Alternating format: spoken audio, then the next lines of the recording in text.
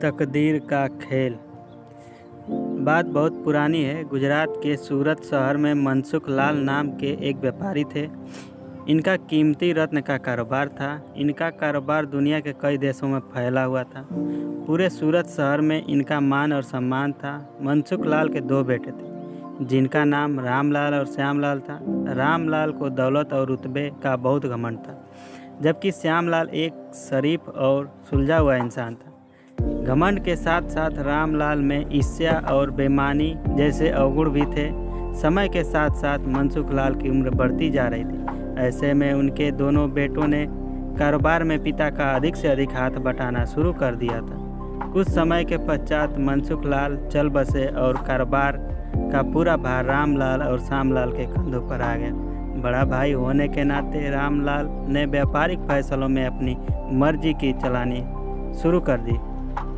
रामलाल बेईमानी और मक्कारी भरे फैसले लेने लगा। असली रत्न के नाम पर वह नकली रत्न का व्यापार करने लगा, जिससे उसका मुनाफा बढ़ने लगा। इस मुनाफे से उसका बाकी बचा चरित्र विकल हो गया। दौलत के घमंड में वह परिवार में उन्मादी जैसे व्यवहार करने लगे। दूसरी तरफ शरीफ और सुलझे हुए श्यामलाल को शुरू में रामलाल की बेईमानी का इल्म तो नहीं हुआ, परंतु जब उसने उसके व्यवहार में परिवर्तन देखा तो पूरे माजरे को समझने में उसे ज़्यादा देर नहीं लगी। रामलाल की करतूतों से श्यामलाल को बड़ा दुख हुआ। उसने रामलाल को समझाने और सही रास्ते पर लाने की कोशिश भी की, परंतु वह नाकाम रहा। उल्टे रामलाल श्यामलाल से खफा हो गया और व्यापार में बंटवारे का बहाना ढूंढने लगा। बंटवारे में भी उसने बेईमानी की साजिश रची, घर में कलह का माहौल पैदा किया। अंततः रामलाल अपनी साजिश में सफल रहा और श्यामलाल के हिस्से के व्यापार पर भी वह कब्जा कर बैठा। रामलाल के व्यवहार से दुखी होकर श्यामलाल ने शहर में दूसरी जगह अपना ठिकाना बनाया और रत्न के अपने व्यापार को नए सिरे से शुरू किया। ईमानदारी की नींव पर शुरू हुआ श्यामलाल का व्यापार जल्द ही चल निकला। एक तरफ जहां श्यामलाल की ख्याति देश और विदेश में बढ़ने लगी, वहीं दूसरी तरफ रामलाल की करतूतों की पोल खुलने लगी। नकली रत्न का व्यापार के कारण रत्न बाजार में रामलाल की साख को जोरदार धक्का लगा और उसके व्यापार का दायरा सिमटने लगा।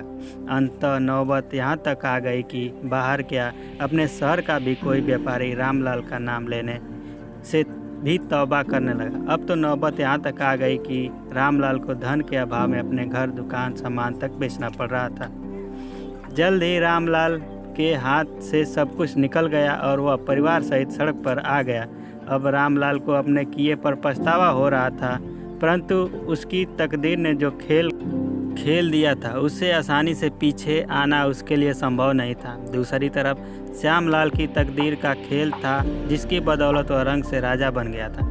जब रामलाल की बदहाली की खबर श्यामलाल को लगी तो उसे बड़ा दुख हुआ। पुरानी बातों को भूलकर वह भागा अपने बड़े भाई रामलाल के पास पहुंचा और रामलाल के लाख मना करने के बाद भी उसे परिवार सहित अपने पास ले आया। यह भी तकदीर का ही खेल था कि जिस भाई के साथ रामलाल ने बदसलूकी कर उसे सड़क पर पहुंचा दिया था, वही भाई आज उसे सड़क से उठाकर अपने घर ले आया था। इस कहानी से यह शिक्षा मिलती है कि तकदीर कब किसके साथ क्या खेल खेल दे, इसका अंदाज़ा कोई नहीं लगा सकता। हाँ, इतना ज़रूर है कि आपके कर्म ही आपकी तकदीर लिखते हैं। जिस तरह रामलाल और श्यामलाल के कर्मों के आधार पर तकदीर ने उसके साथ खेल खेला, इसी तरह अच्छे कर्म करते रहना चाहिए। क्या पता कल तकदीर आपके साथ क्या खेल खेल जाए। इसलिए कहते हैं तकदीर का खेल निराला है।